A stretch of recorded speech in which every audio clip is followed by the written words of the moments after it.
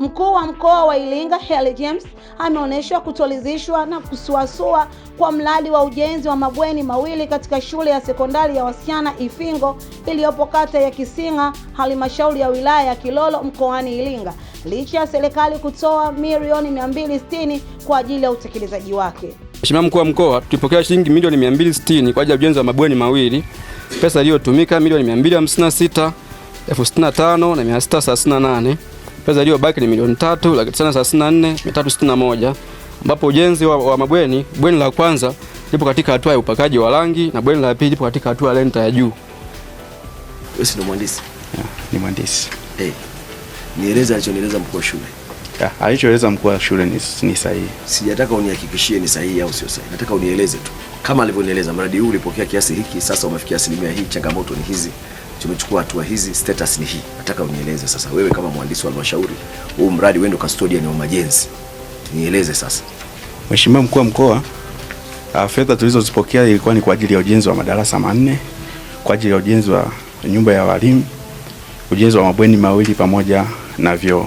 Mpaka sasa madarasa yamekamilika. Nyumba ya walimu ipo hatua za mwisho kabisa za umaliziaji. Vyoo navyo vipo katika hatua ya mwisho, uwekaji wa mfumo wa maji taka. Mabweni mawili, bweni la kwanza lipo katika hii hatua ya umaliziaji kwa maana ya upakaji wa rangi, na bweni la pili lipo katika hatua ya lenta. Changamoto ni kama zilivyoelezwa, ni kwamba kutokana na gharama za mradi kuwa juu, umaliziaji wa mabweni umeweza kusuasua kama unavyoonesha. Kiasi cha fedha ambacho kimebaki hakiwezi kukamilisha mabweni. Kwa hiyo japo kuna baadhi ya vifaa ambavyo vipo kama mabati ya hayo mabweni tayari yameisha nunuliwa na vifaa vingine vichache ambavyo vinaweza vikasaidia katika kusogeza kazi. Afisa mipango.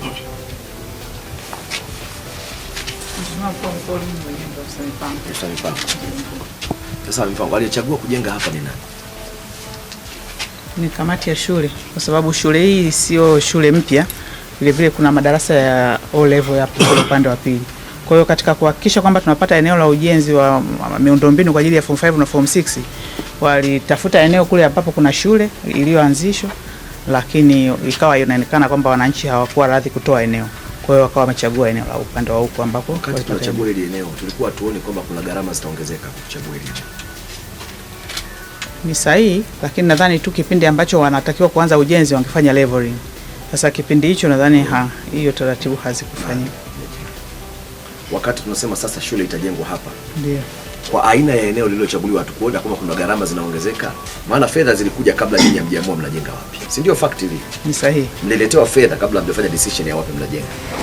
Kisha baada ya kuletewa fedha mkaamua tutajenga hapa. Au mnataka kuniambia maamuzi ya eneo yalikuwepo kabla ya fedha kuja? Eneo lilikuwepo kwa sababu kuna shule mama. Anasema pesa mlivyoletewa. Ndio. Zilikuja na maelekezo ya shule mjenge hapa au nyinyi mliamua baada ya fedha kutokea? Hapana, hiyo itakuwa ni maamuzi ya kamati ya shule. Kamati ya shule ndio iliamua kwamba hili itakuwa eneo la kujenga miundombinu inayofuata, kwa sababu sasa mlivyobaini kwamba tunajenga hapa, zile gharama zinazoongezeka automatically zilionekana. Kwa sababu eneo lilionekana linahitaji kufanywa leveling, ni gharama. Distance ya kutoka mjini mpaka hapa kuleta vifaa ni gharama. Mlijadili vipi? Ndio maana nasema afisa mipango hili uliviona? Kimsingi swala hili sisi tukisha tafuta fedha, swala la kukaa kamati na mainjinia kuamua design ya eneo litakapofanyika inakuwa ni swala la ujenzi. Kamati ya ujenzi pamoja na injinia atakapotoa BOQ. Wao injinia kiamua kutupelekea mradi sehemu ambapo fedha hatuna tunaenda. Hapana kiongozi. My logic is, nadhani hapa Mheshimiwa DC mnisikilize vizuri sana. Nasema wakati tunaamua kwamba mradi huu unakwenda kutengenezwa hapa, automatically tulijua kwa kupeleka huu mradi hapa kuna gharama zinaongezeka. Hizi gharama zinazoongezeka zilijadiliwa au mliamua kuanza kutekeleza mradi bila kujua gharama zinazoongezeka zinatoka wapi? Kwa sababu ukiamua kwamba mradi tunaotoa eneo A tunapeleka eneo B, lakini eneo B kuna gharama zitafanya nini? Zitaongezeka. Automatically idara ya mipango inawajibika kujua hizi fedha zinazoongezeka tunafanya nini kuzi overcome. Kama hakuna source ya kupata hizi fedha, maana yake lazima urudi kwa watu wa majenzi uambie kwa designing yenu, kwa mipango yenu, fedha hizi hatutokuwa nazo, ili waje na option nyingine. Lakini ukiruhusu option ya watu wa ujenzi kubaki ile ile, wakati utafuti chanzo cha kuongeza pesa ambayo inapungua, maana yake tunaendelea kujenga mapagala haya kwa na majengo ambayo hayajakamilika. Kulingana na taarifa iliyosomwa ni kwamba kwenye milioni 260 za serikali tayari shilingi milioni 256 zimetumika, huku mradi huo ukiwa bado haujakamilika, na ili ukamilike kiasi cha zaidi ya shilingi milioni 70 kinahitajika, jambo ambalo limezua sitofahamu na kumfanya Mheshimiwa Herry James kuhisi kuna mchezo unaofanyika katika fedha hizo. Halmashauri ilikuwa nini? Mpango wa halmashauri ulikuwa ni nini? Serikali imewaleteni fedha, mmechagua eneo ambalo linaongeza gharama ya mradi, lakini hamna option ya wapi mtapata fedha za kuongeza. Matokeo yake fedha za serikali zote mmemaliza, za kuongeza hamna, mnabaki na mapagala. Lazima tu reach consensus kama wataalamu. Fedha zimekuja, tunazungumza, tumepokea fedha milioni 700 kwa ajili ya mradi namba 8. Unatekelezwa wapi? Unatekelezwa hapa. Jamani, kama mtajenga pale, gharama za usafiri zitaongezeka. Kama mkijenga pale, gharama za kupeleka vifaa zitaongezeka. Kama mtajenga pale, leveling ya kiwanja itaongezeka. Matokeo yake nini? Tutakuwa na ziada ya milioni 200 ambazo haziko kwenye pesa tulizoletewa. Tunafanya nini? Ndio kazi ya afisa mipango. Afisa mipango atakaa na wana CMT yake pamoja na mkurugenzi wao, wataangalia ni nini wanafanya kwa pesa inaongezeka.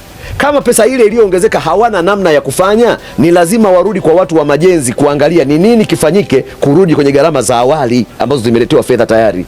Sasa leo mnakwenda kujibebesha mzigo hapa. Halmashauri hamjatenga fedha, hakuna nguvu za wananchi. Hili jengo litabaki hivi kwa miaka 6 mbele tukitafuta fedha za kujenga. Serikali imekuletea hela ambayo inatosheleza mradi kamili, mradi hautokamilika na hauna njia mbadala ya kupata fedha zingine. Tutakuwa na maboma ya hivi mangapi kwenye halmashauri nzima? Ushauri wangu, tusiishi kwa vimemo, tusiishi kwa mabarua, tusiishi kwa not that. Tuzungumze. Kazi ya serikali ni kuzungumza. Mtu wa ugavi, mtu wa majenzi, mtu wa mipango, ni lazima mzungumze kumsaidia mkurugenzi kufanya the right decision when it comes kwenye utekelezaji wa miradi. Kila mmoja akisema afanye anavyoweza, matokeo yake ni hivi: mimi kazi yangu kujenga bwana, mimi kazi yangu kutafuta wanunuzi bwana, mimi kazi yangu nini? At the end of the day, nani hizi gharama zote ambazo serikali ileta pesa sasa hazijatosha, nani anakwenda kubeba mzigo? Na tulizane hapa, nani anakwenda kubeba mzigo? Wananchi watachangishwa hapa, mkuu wa shule atachukua, atatafuta hela hapa, diwani atatafuta hela hapa, na wananchi wanajua serikali ilileta fedha kamili kwa mradi kamili. These might be looked as small challenges, but they are big challenges when it comes to unfinished projects.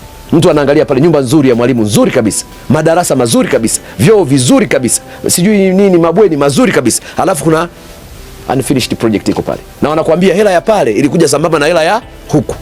Mwananchi gani atakuelewa? Haya si makosa ya wananchi wala sio makosa ya serikali, ni makosa ya individuals ambayo yanalazimisha kuonekana ni makosa ya serikali. Kutokufikiri vizuri, kutokupanga vizuri, kutokuamua vizuri, kunalazimisha makosa ya watu binafsi kuwa ni makosa ya serikali, jambo ambalo hatuwezi kulikubali. Kwa hiyo lazima mnaporudi kwenye management team kule, lazima muangalie kila mmoja atimize wajibu wake.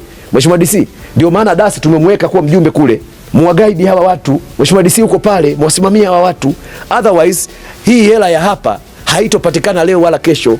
Wenzenu wote walioletewa pesa sawa na nyinyi wamekamilisha, na watoto wameshaanza kutumia mabweni yale. Nyinyi bado mko kwenye structure haya. Imepungua shilingi ngapi pale kukamilisha? Ni milioni 136. Uliletewa shilingi ngapi kwa ajili ya kujenga hii? Ilikuja milioni 130. Yaani hiyo 136 ni kukamilisha vitu vyote. Nasema hivi, uliletewa shilingi ngapi kujenga hili bweni? 130. Na wewe unasema imepungua shilingi ngapi? Kwa hili peke yake ni milioni 26. Uliletewa shilingi ngapi kujenga bweni? Milioni 130. Milioni 130. Si ndio bwana? Hapa bweni liliposimamia linahitaji shilingi ngapi? Milioni 26. Wewe ni fundi, ndugu yangu. Ndio maana jamani, nilisema huyu bwana aeleze mradi. Unapokuwa mhandisi lazima ufeel mradi wako unaousimamia, ujue, uwe na ownership ya mradi. Usiwe kilanja wa mradi wa kuja kuchungulia na kuondoka. Narudia, mwalimu njoo hapa. Mmeletewa shilingi ngapi kwa ajili ya bweni? Mkuu mkoa tumeletewa bweni moja ilikuwa milioni 130. Milioni 130. Yeah. Hili hapa lilipokuamia linahitaji shilingi ngapi? Mkuu wa mkoa, baada ya kufikia hatua hii tulielekeza kuandika taarifa ambayo itaonyesha sema ambao haitakazi. Haujajibu swali. Hili hapa ili likamilike linahitaji shilingi ngapi? Milioni 79. Haiwezekani. Haiwezekani hata kwa akili ya mtoto wa shule tu, kwamba umeletewa milioni 100 kwa ajili ya ujenzi, alafu umeshindwa kumaliza, unasema nahitaji milioni 70 kwa ajili ya kukamilisha ujenzi. Nani atakuelewa kwenye akili ya kawaida? Hata wewe ndio ungekuwa mtoaji wa fedha. Umeletewa milioni 100 kujenga jengo. Umeshindwa kulimaliza, unasema tukuongezee ngapi? Milioni 70. Kwa hiyo unataka kuniambia hapa mmetumia milioni 30 tu. Haya milioni 70 zingine zimekwenda wapi? Ndio unataka kufanya kazi ya leveling imetumia milioni 70? That's simple logic. Does it need you to be a professor to understand kwamba hapa kuna mambo hayako sawa? Sasa mnai victimize halmashauri nzima kwa upumbavu wa watu wachache tu. Negligence na kutokujali. Simple logic. Nataka niwape simple logic. Umepewa milioni 100, fanya kazi hii. Haya imeishia njiani, unaambiwa zimebaki ngapi? Wanasema 70. Kwa hiyo hii kazi ni ya milioni 30. Nataka kuniambia kazi ya kulevo hili eneo imetumia milioni 70. Kulevo eneo la nani? La bweni. Sasa madam ni nini? Mheshimiwa Mkuu wa Mkoa, nadhani changamoto ya awali kabisa ilikuwa ni kwenye BOQ. BOQ ilionyesha kabisa kwamba nani anatuandalia BOQ? Ni kuna idara ya ujenzi. Lakini changamoto kubwa inapoonekana hapa na sisi tulikuwa tumewasiliana nao kwa sababu taarifa kweli tuliwaomba waandae inaonyesha ufafanuzi. Kila jengo limetumia kiasi gani na mapungufu au kama ulitoa hela nyingine kukamilisha jengo moja uiandae. Kwa hiyo baada ya kutuandalia hiyo taarifa ndio ilionekana kwamba fedha za hapa zimetumika kwenye miundombinu mingine. Kwa hii mingine ambayo imefika hatua hii ni kwamba imetoa hela kwenye jengo lingine. Lakini aidha, Mheshimiwa James ameeleza kuwa miradi mingi katika halmashauri ya wilaya ya Kilolo imekuwa ikitekelezwa kwa kuyumbayumba kutokana na usimamizi mbovu wa baadhi ya viongozi na watendaji wake, huku akisisitiza kuwa serikali haitovumilia hali hiyo ya uchunguzi ukifanyika hakuna atakayebaki salama. Lakini jamani, Kilolo, ndugu zangu, watu wa Kilolo, when will you ever change? Ndugu zangu, mtabadilika lini? Nimekuletea hela za bweni, nimekuletea hela za darasa, nimekuletea hela za choo. Kwa nini unachukua hela za choo kupeleka kwenye hela za bweni? Kwa nini unachukua hela za bweni kupeleka kwenye darasa? Kwa nini unachukua hela za darasa unapeleka kwenye maabara? Wakati kila jengo lina fedha yake, lina BOQ yake, lina utaratibu wake wa manunuzi, lina mhandisi wake, lina fundi wake. Kwa nini kila fedha inayokuja isiende moja kwa moja kwenye eneo iliyotengewa? Kwa nini tunachukua hela za kulia kupeleka kushoto? Na katika process za manunuzi na majenzi inawezekanaje mtu wa ugavi? Umeletewa milioni 100 kujenga darasa. Unachukua milioni 100 za kujenga darasa unapeleka kwenye bweni. Kwa utaratibu gani? Unapokuwa unanunua unasema unanunua kwa ajili ya nini? Unapokuwa unaagiza unasema unaagiza kwa ajili ya nini? Mkikaguliwa hamtotoka salama. Maelekezo yangu Mheshimiwa Mkuu wa Wilaya. Kwanza, ni muhimu fedha za maendeleo zinapokuja hasa kwenye miradi hii ya afya na miradi ya elimu. Fedha inayokuja kwa ajili ya darasa ikajenge darasa. Inayokuja kwa ajili ya choo ikajenge choo, na ikiwezekana ni bora kila jengo litafutiwe mjenzi wake na taratibu zake za manunuzi, ili kila mtu awajibike na project yake. Aliyepewa bweni apewe fedha zake za bweni, vifaa vyake vya bweni na usimamizi wake wa bweni. Aliyepewa maabara apewe vifaa vyake vya maabara, fedha zake za malipo ya maabara, ashughulike na maabara. Lakini kitendo cha kuchanganya hela za kulia kwenda kushoto ndio matokeo yake, mnaweza huku mnashindwa huku. Tunakuwa na viporo vingi sana kwenye miradi ya serikali. Sasa hii hatuwezi kuruhusu ikaendelea hivi. Katibu Tawala, wewe ndio mwakilishi wa serikali kuu kwenye mipango kule. Hii mkientertain huu ujinga hamwezi kutusua. Na ndio aliwakuta hata kule kwenye ile shule nyingine. Hela za huku mmepeleka huku, za huku mmepeleka huku. At the end of the day, kote hapajakamilika. Na hiyo ni rahisi sana kuchezea hela za serikali, kwa sababu unajua tulipeleka huku, zilikuwa zikutosha tukapeleka huku. Haya, hiki ulicholetewa hujafanya. Kuna ugumu gani wewe engineer na mtu wa ugavi na nini? Mna ugumu gani hela ya darasa ikapokelewa kwa ajili ya darasa, ikaanza ujenzi wa darasa, ikakamilisha darasa? Kuna ugumu gani? Kwa nini unachukua hela za darasa unapeleka kwenye maabara? Kwa nini unachukua hela za maabara unapeleka kwenye bweni? Unachukuaje hela za bweni unapeleka kwenye choo? Na wakati kila jengo limeletewa fedha yake. Nimechukua muda mrefu kwenye mradi huu kusema, kwa sababu najua mambo ya kijinga yote yamejazana kwenye miradi inayofuata. Ni ya hivi hivi. Kwa ustadi kupoteza muda wenu mwingi zaidi. Haya maelekezo ninayoyatoa hapa ndio yawe directives zangu na directives za serikali yetu ya mkoa kwenye usimamizi na uendeshaji wa miradi. Fedha ya miradi inapokuja iende moja kwa moja kwenye majengo mahususi yaliyoainishwa, na kila jengo lipewe fedha zake, usimamizi wake na ufuatiliaji wake, ili kuondoa utaratibu wa kubadilisha matumizi ya fedha kutoka jengo moja kwenda jengo lingine, jambo ambalo limetupelekea sasa kuwa na majengo mengi ambayo hayajakamilika kwa sababu tu ya kuyumbisha mtiririko wa fedha. Lakini jambo lingine nimesema ni lazima kuwe na consensus baina ya mtu wa manunuzi, mtu wa majenzi na mtu wa mipango chini ya usimamizi wa mkurugenzi, ili kuharmonize mabadiliko ya fedha katika miradi. La sivyo mtu mmoja atakuwa anafanya uzembe, anaingiza idara zingine zote kwenye shida. Uzembe wa mtu mmoja tu wa ujenzi anaweza kusababisha mtu wa mipango akaingia kwenye mkenge kama huu. Kwa hiyo lazima tubadilike ndugu zangu. Sasa kwa haya yote ambayo yametokea hapa, what is the way forward? Tuna upungufu wa shilingi milioni ngapi? Milioni 30 ngapi hapa? Mmesema? Milioni 79. Ziko wapi sasa? Tunazitoa wapi? Mheshimiwa Mkuu wa Mkoa, baada ya kuona kwamba tulikuwa tunatarajia wanafunzi wangeingia mwezi wa 7 mwaka huu kwa maana ya form 5.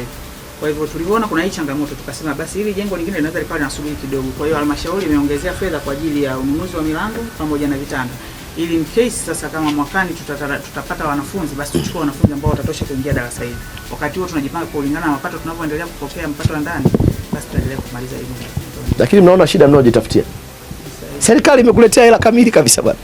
Serikali imekuletea, inajua hapa ili watoto hapa wapate elimu bora, wazazi hapa wapate shule nzuri ya kulea watoto. Umeletewa shule ina madarasa ya kutosha, ina nyumba za walimu, ina mabweni, ina bwalo, ina maabara, a complete package umeletewa.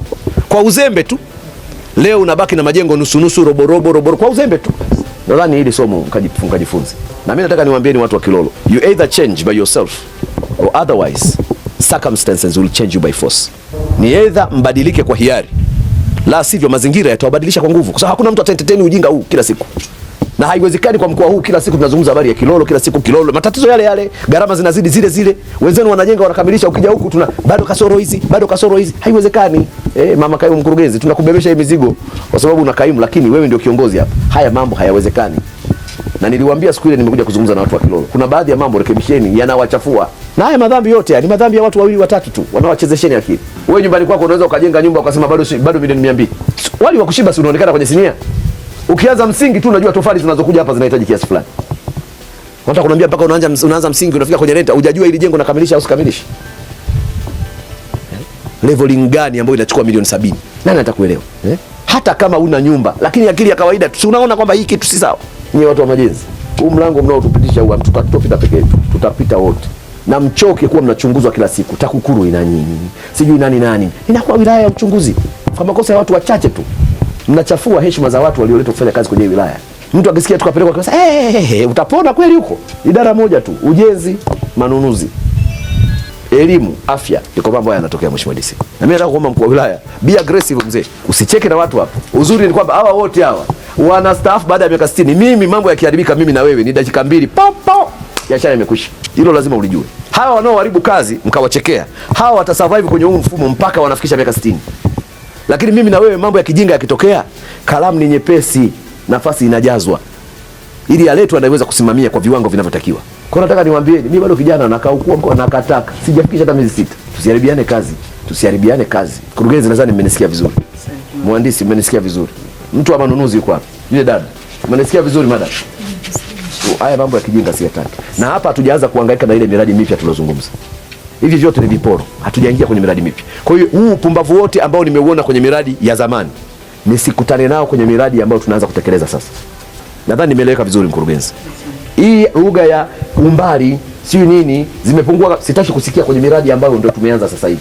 Sitaki kusikia. Kwa sababu makosa mmeshajua, sehemu ya kurekebisha mmeshajua, udhaifu mmeshajua uko wapi. Sitorudia haya maneno. Mheshimiwa DC nadhani nimeeleweka vizuri. Jamani asanteni sana.